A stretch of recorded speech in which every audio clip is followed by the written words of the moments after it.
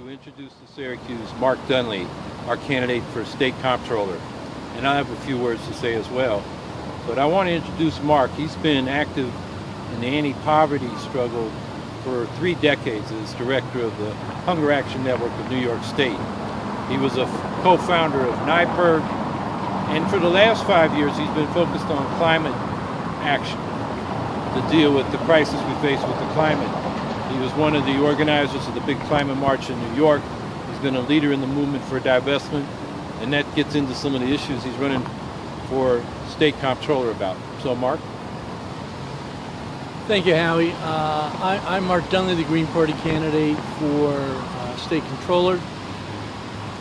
You know, I've been an elected official previously. I'm one of the few elected officials that can say that I've actually managed to cut taxes every single year I was in office by putting things out to contract for bid. In fact, the county Democratic chairperson ended up going to federal prison for 2 years after we found he had been skimming money out of the town insurance contract. But the reason I'm running for controller is that for the last 5 years I've been trying, as part of 350.org, to get the state to divest our pension funds from fossil fuels. My wife is a retired state worker, so I'm a beneficiary of the pension fund.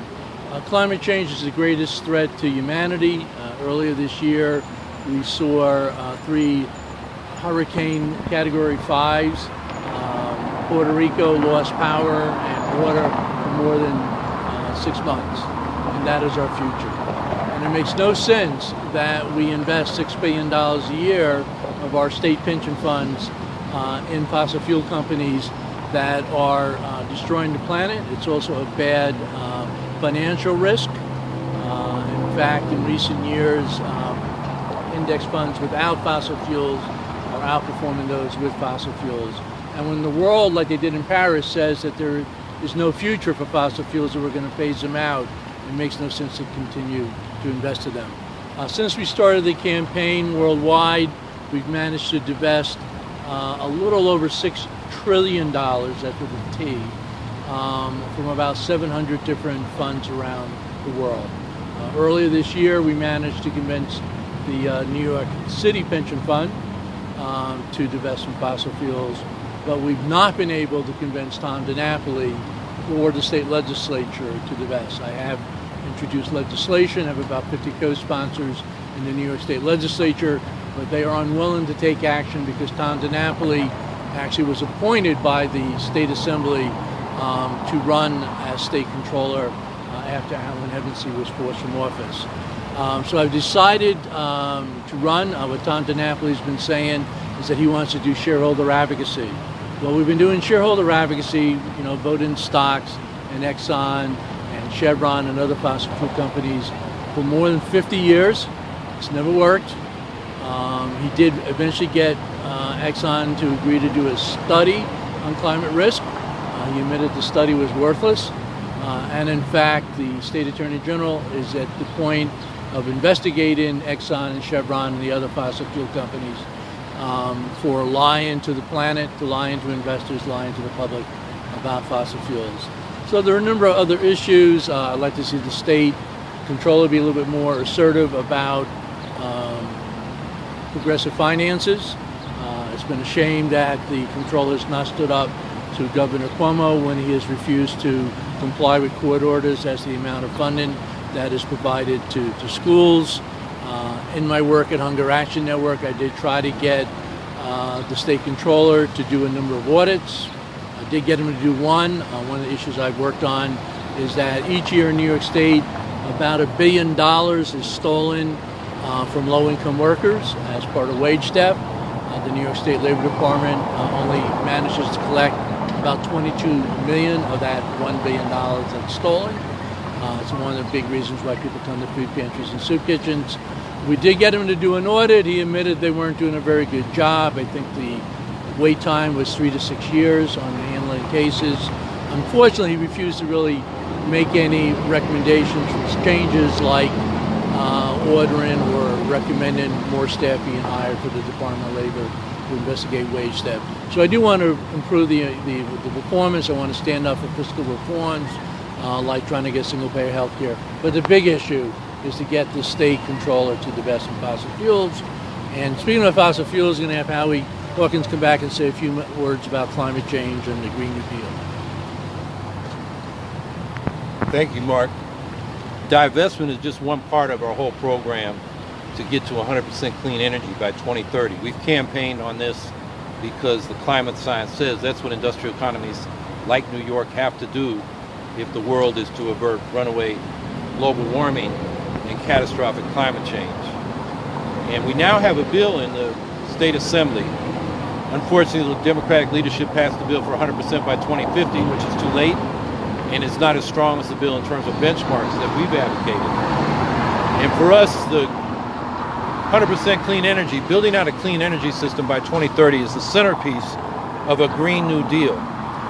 Instead of the corrupt pay-to-play contracts and tax breaks that Governor Cuomo likes to call economic development, the money goes to rich folks and it's supposed to trickle down as jobs and benefits to the communities, and it doesn't. Instead of that, we want to invest directly in our communities. Clean energy, public housing, fully funded schools, a single-payer health care system, and all the things that the people really need in our communities. And that's from the bottom up. We put the money from the state into where the people's needs are, and that will build the economy up from the bottom.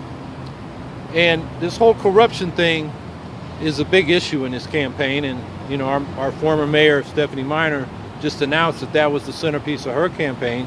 And, being a Syracusan, I think she's got a lot of chutzpah to say that. She ran a whole little patronage machine through the Syracuse Urban Renewal Agency, over 100 people employed without the city council reviewing the contracts like they do other contracts. She put family members on there, political supporters, and even her current campaign manager at $84,000 a year for 10 hours of work a week. And the state budget authority said, this is illegal, you should shut it down. It's a legacy of the anti-poverty program in the 60s, and now that money goes to the Community Development Block Grant. And she's not the only mayor. Bernardi, the Republican, did it. Driscoll, the Democrat, did it. It's a bipartisan problem, and the problem is the state didn't do anything about it after telling them it was illegal. So we've got corruption from top to bottom. We know about the Buffalo Billion trial this week.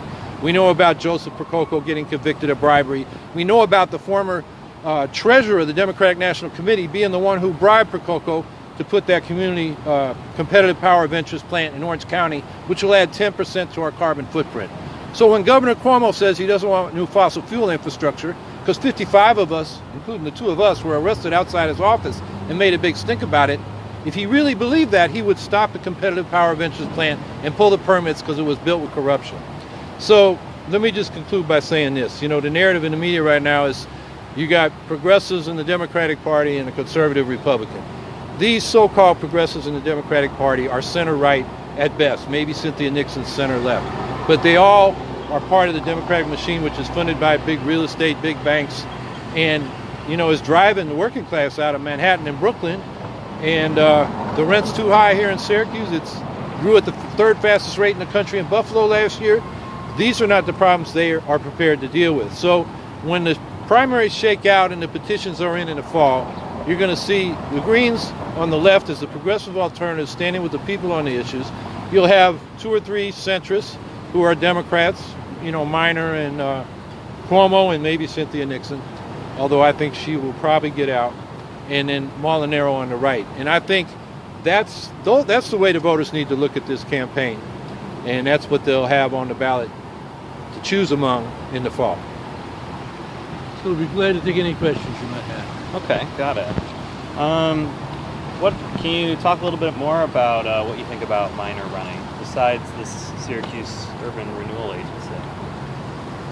Well, she's talking about corruption, but it was CORE who had an in-law, one of their principal officers, when they got the Inner Harbor development. When they got Kennedy Square conveyed by the state with no bid, no money down, and nothing's been built there. That was 400 units of affordable housing, and they wanted to rebuild it with upscale mixed development. And we need affordable housing in this community. The Inner Harbor is exclusively upscale, and we have a huge problem of race and class segregation in our housing and schools in the Syracuse metro region. So Yeah, but she went after Core. After Core went around the city to get tax breaks from the county industrial development agency instead of the city industrial development agency. And that's because Mahoney and Cuomo got together and cut her out. Then she got mad. But while she was able to do business with them, she had no problem. And in fact, you know, if the conveyance of the former Kennedy Square site to Core for nothing wasn't a formal, you know, illegal move, it was certainly unethical, and I would say a product of legalized bribery, because Core, you know, put money in her campaign account like they did in Cuomo's, and that's bribery, even if it's technically legal. Do you think that